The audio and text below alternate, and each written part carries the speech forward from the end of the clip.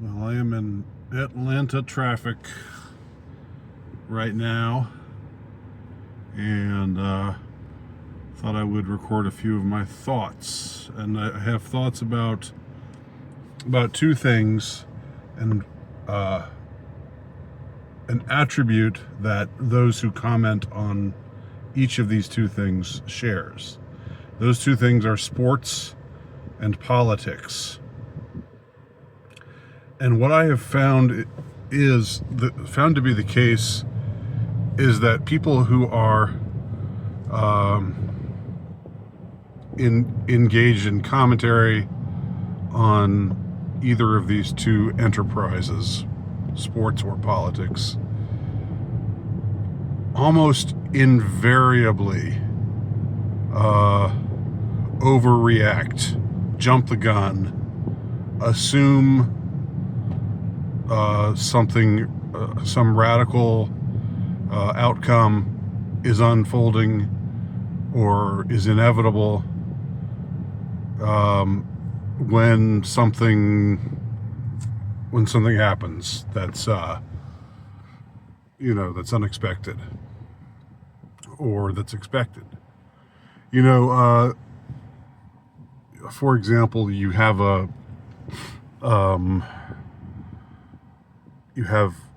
NBA basketball playoffs happening right now, and the team goes ahead. Let's say they're all talking about how the Hawks and the Atlanta Hawks are ahead of the New York Knicks 2-1 right now, and if they win the game tomorrow night, they'll be 3-1 ahead going into New York, and it's over. It's basically over then. It's over. If they, I mean, people are saying that, the New York Knicks, their backs are to the wall, and it's over. If they lose the next game, it's over. People have said similar things in politics, that, oh, well, see, this didn't go well for the Democrats or the Republicans. It's over. This has crowned X or Y the winner in the next election. The next election may be more than 2 years away, but its outcome is assured now, with this having happened or that having happened. People say things like that all the time. It happens all the time. They jump the gun. They get way ahead of themselves.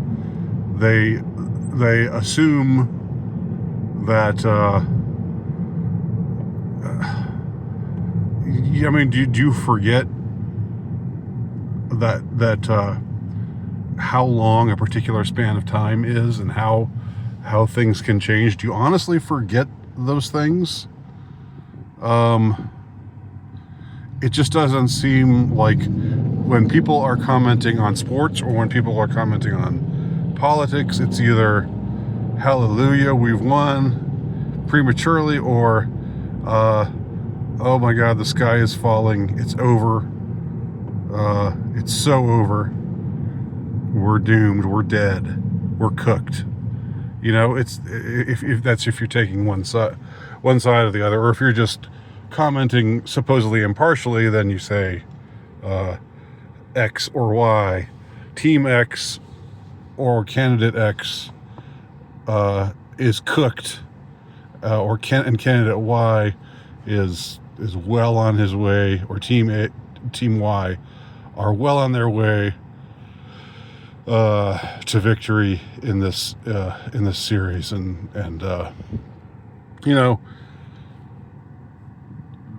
again, it gets so old.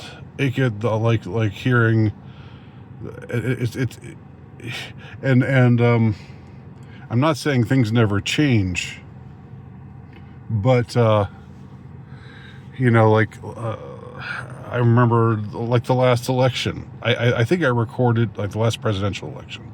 I recorded a video saying This election is not a referendum on anything, and I hold to that. You know, if it had gone the other way, yes, some things would be different. But would we be living in a totally different culture? No.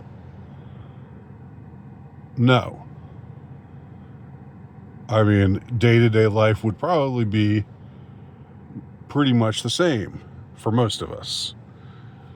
You know, excepting those whose lives are directly affected by who wins and who loses. But that's not the case for most of us. All right.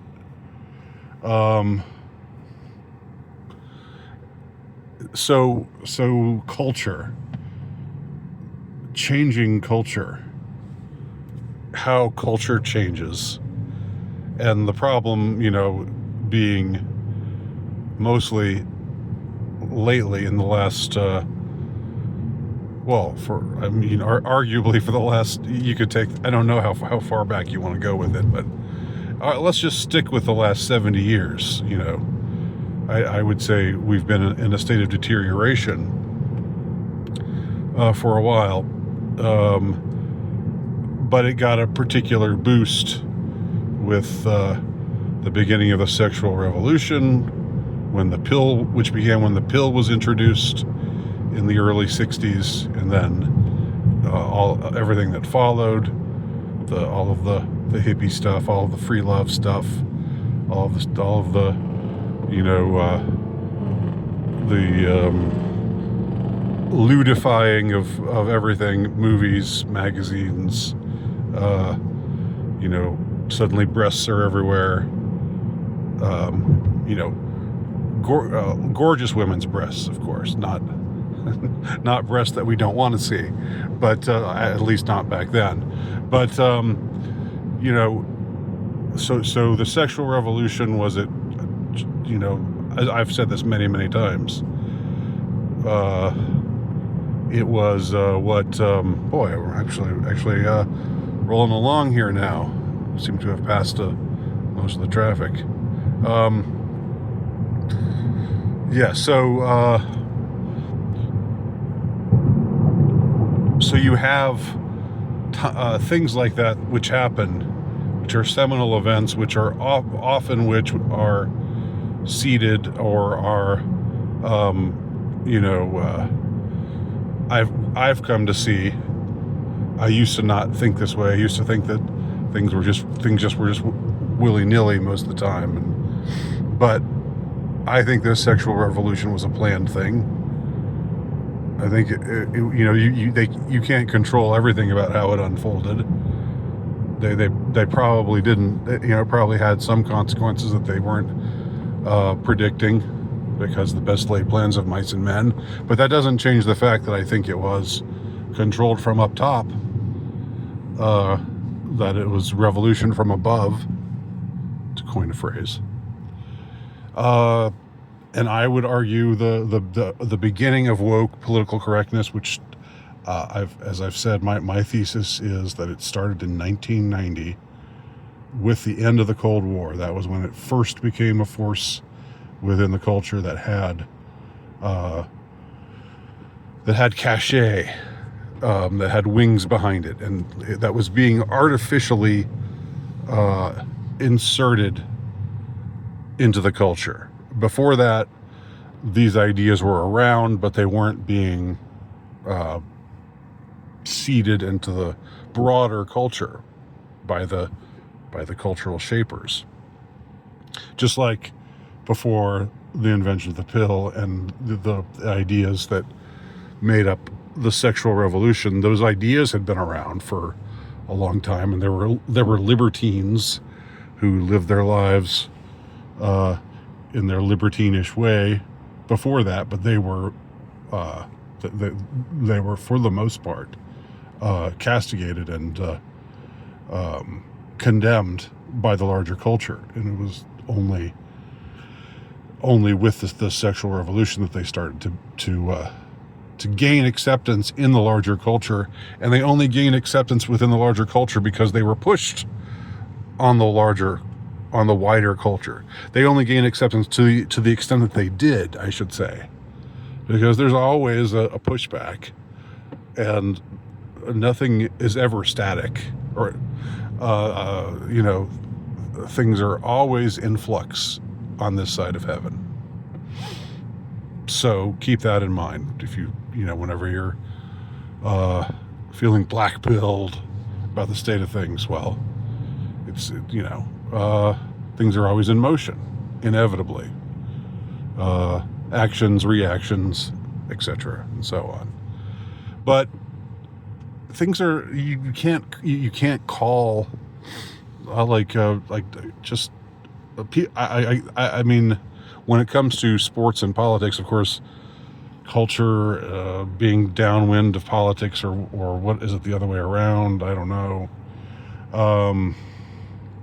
I don't think that the culture is significantly affected by who gets elected. I think the things that really affect the culture are deeper, broader, more insidious things that are harder to put a finger on. I don't think our culture changed significantly. The way that everybody was talking about, that signals, the fact that this election went this way, that signals X, Y, and Z. And if it had gone the other way, then people would be saying, oh, well, that signals X, Y, and Z. And if something happens in the midterms that changes things, that means X, Y, and Z. That we've changed irrevocably in X, Y, and Z way. Or if things go the other way in the midterms, oh no, that shows that X, Y, and Z. No, stop with this reactiveness. There's a difference between being reactionary, which is just a way of saying, very conservative, ultra conservative, wanting to go back to an older form, an older way of living, which I am a reactionary. But this is what I'm talking about, is being reactive, being reflexively reactive. And it amazes me how many people just can't seem to stop themselves from being reflexively reactive to every little thing. And again, I follow sports to an extent. I'm into. I like my sports ball. I'm not a fanatic, but I pay attention to it. I go to some games, and I have teams that I root for and stuff like that. Politics is something I try to stay the hell out of, because it's just so much noise and so much. It just takes away your vril. to coin another phrase, it takes away your joy de vivre. I don't think I'm saying that right. It's like it just drains you of your essence and makes you. It has a negative effect, I think, on one's soul to pay attention to politics, or to be invested in politics, to be a political pundit. For the most part, it just is something to be avoided. But I still end up following it just because of osmosis, and because I'm like, I can't just shut it out totally, unfortunately. So, but that's something I've noticed. That's a commonality between the way people react to sports and the way people react to politics. Meanwhile, the things that are really important, the things that are really affecting our lives, are not. No election is going to change those things. You're not gonna vote. You can't vote this away. Just like you can't vote something else in its place. You know, they only have you vote to give a rubber stamp and to give the appearance of, oh, this is what the people want. That's the only reason why voting is a ritual that is so insisted upon right now. All right, that's it. I'm done.